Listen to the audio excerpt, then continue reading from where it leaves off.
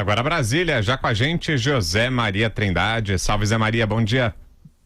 É isso, muito bom dia, Vitor. Bom dia a todos. Olha, Vitor, a reforma da Previdência continua como prioridade total e já dá demonstrações na equipe econômica de que mesmo com a reforma da Previdência aprovada, não haverá folga no Caixa do Tesouro. O secretário do Tesouro, Mansueto Almeida, ele diz claramente que o governo Jair Bolsonaro vai enfrentar dificuldades neste primeiro ano, mesmo com a aprovação da reforma da Previdência. As contas públicas, segundo ele, vão fechar no vermelho mesmo com a reforma da Previdência. Ele disse que a aprovação da reforma não significa folga no caixa, não, mas se trata de um alívio porque ele traça um cenário horroroso sem a reforma da Previdência. E olha, Vitor, ele defende exatamente que os estados e municípios sejam incluídos na reforma da Previdência. Estou dizendo incluídos porque eles foram excluídos pelos deputados nos ciúmes ali entre os parlamentares. A disputa eleitoral do ano que vem já traz consequências para a atividade política, né? Disputa principal de municípios, é onde se faz a base eleitoral do parlamentar. Ontem, líderes falavam claramente que estados e municípios não vão voltar para o texto da reforma, como quer o presidente da Câmara, deputado Rodrigo Maia. É o certo, todos sabem, mas acontece que alguns partidos políticos não querem votar com a reforma, que é a exigência de líderes para então incluir através de uma emenda no plenário os estados e os municípios. De novo, o secretário Mansueto de Almeida diz o seguinte, que sem os estados e municípios nesta reforma, a situação se complica. Isso porque a União terá que bancar no futuro este buraco das previdências. Ontem, Vitor, eu conversei com prefeitos que estavam aqui em Brasília, e prefeitos de cidades de 40 mil, 50 mil habitantes, que têm previdência própria. E eles dizendo que a folha e a previdência municipal engolem a arrecadação dos municípios. Então, assim, a situação é trágica e a tendência é não incluir estados e municípios. Vou repetir, a exigência é que o PSB e outros partidos que estão contra a reforma da Previdência entrem e aprovem o projeto principal. Só depois disso é que se aprova a emenda indicando aí a entrada dos estados e municípios. Então, uma situação complicada. Eu achava que o grande debate seria a capitalização. Foi num determinado momento, mas está fora. A capitalização não volta para o texto. O debate principal agora é sobre exatamente a inclusão de estados e municípios. Outro prurido ali é do PSL, que quer incluir o pessoal, aí a bancada da bala, quer incluir o pessoal aí da segurança pública numa aposentadoria especial como militares, aposentadoria aos 55 anos. Esse é um setor que preocupa muito, principalmente os estados, né? Com seus policiais militares e policiais civis que estão se aposentando, e a relação fica muito difícil, porque são mais aposentados do que policiais na ativa.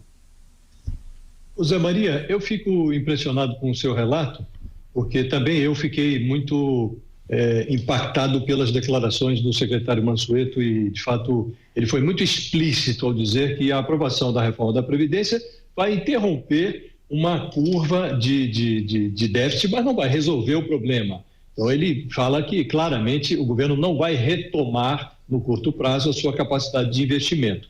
Ao mesmo tempo, a gente vê o presidente da República disse dias atrás, olha, eu não estou preocupado com a situação de governadores e prefeitos, se vão ou não vão estar na reforma. Diz que a reforma não é com ele, que a bola está com o Congresso, permite que o partido dele se renda agora à corporação policial e tente mudar o projeto, piorando o projeto. E o presidente está aí preocupado com armas, decreto de armas, decreto com medida provisória sobre demarcação de terras, são temas relevantes para ele, mas se você compara com a conjuntura traçada pelo secretário Mansueto e a necessidade de aprovação da reforma da Previdência, parece às vezes que o presidente está meio fora do ar, né? Ele está tratando de assuntos laterais, quando o essencial ele está alheio a isso. Está levando umas porradas, né? Aqui e ali, levou uma paulada do Supremo, levou uma paulada do Senado, que derrubou o decreto das armas, levaria novas pauladas hoje no Supremo e na Câmara, mas recuou. Você acha, pelo que conhece de Jair Bolsonaro, que a ficha dele vai cair em algum momento, ele vai prestar atenção ao Legislativo, atenção devida, digo, não de tomar lá da cá, nada disso, mas de se concentrar nos assuntos mais relevantes, ou ele tende a ficar nessa dicotomia disperso no que não é central e, aliás, concentrado no que não é central e disperso no que é essencial? Olha, Josias, pelas conversas dentro do Congresso Nacional e no que a gente vê aí na parte externa, é exatamente o contrário, é a contramão. O governo Jair Bolsonaro parte para um confronto com o Congresso Nacional. A crença é de que deputados e senadores estão desgastados, o que é verdade, né?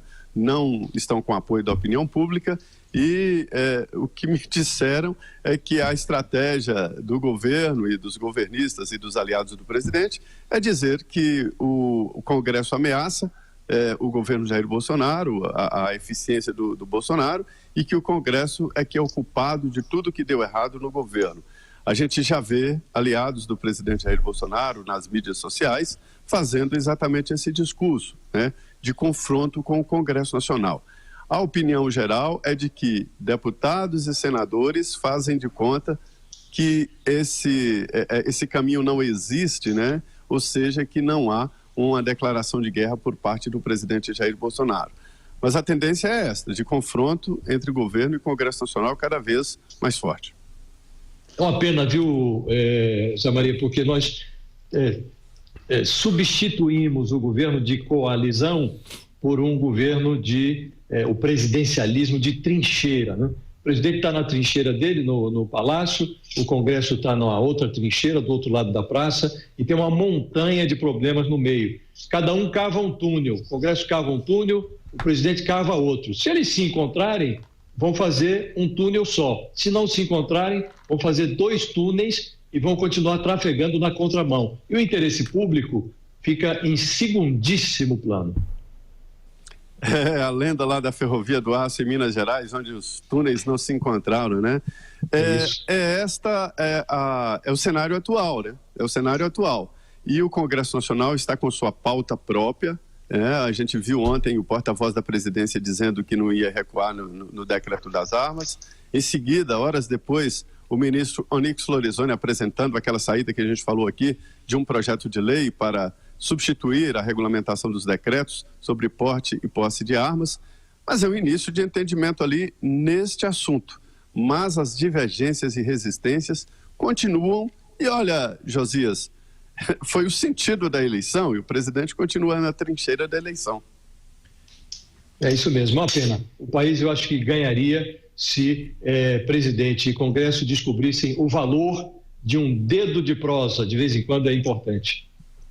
José Maria Trindade, valeu, Zé. Só uma frase, troca do presidencialismo de coalizão pelo presidencialismo de explosão, é isso. Valeu, Zé. Bom dia para você, até mais. Bom dia.